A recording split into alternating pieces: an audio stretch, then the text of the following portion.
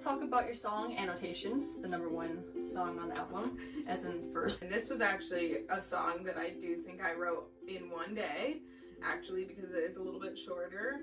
I officially wrote it on, March 23rd, 2023. So this is a newer one. But I came up with the idea for it on June 14th of 2022. Which is crazy. That was almost a year apart. Yeah. It was almost a year apart. So see, this is what I'm talking about. Like, I knew I had this idea because I had just gotten done reading Pride and Prejudice, which is so good. And I annotated it. And so I was thinking about it, and I definitely like had in my head like the old English language. And so I was in the shower, which is the birthplace of all good ideas. And I was like talking to myself in this like British accent today. I'm really exposing myself, but you asked about my creative process. This is it, y'all, okay? This is the making of a beautiful song. So I'm like talking to myself. And I'm like thinking about being in a movie, whatever. And I write this line that I'm like sure is gonna be in a best-selling novel someday. And it is in my notes, again, in like old English, but not really, but like, why did I write it this way? Just because I was reading Pride and Prejudice. It is in my notes, and I quote, it says, "I maintain that reading someone else's highlighted copy of a book might just be more intimate than a kiss." Which is great, which is a great line.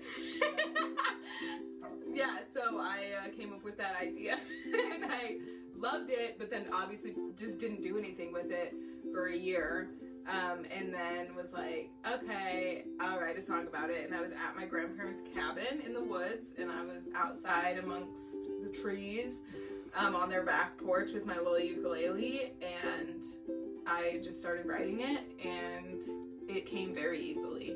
And it's maybe the only love song that has come very easily because it felt really real and precious. I love it. It's so cute. As a librarian, it's so cute.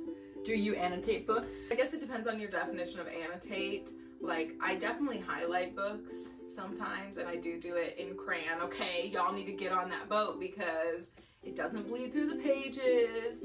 It's not so dark that it like covers up the words. It's just the right amount of color. It's easy to they're easy to carry around. They're little, put in your pocket. But they're kind of waxy. Like, do the pages kind of stick together after you No, you gotta get the good Crayola, okay? You gotta get name brand. Okay. But if you're annotating, like writing in books, which I do less often, probably in nonfiction I would write more, I would recommend colored pencils because you get more precise. You can't write with crayons, you know?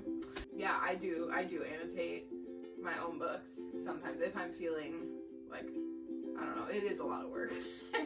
You don't annotate library books? Like, what the? No, I don't. Which you should not. That was a test!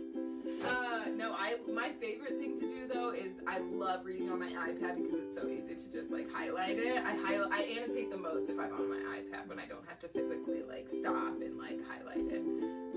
But yeah, I do annotate sometimes.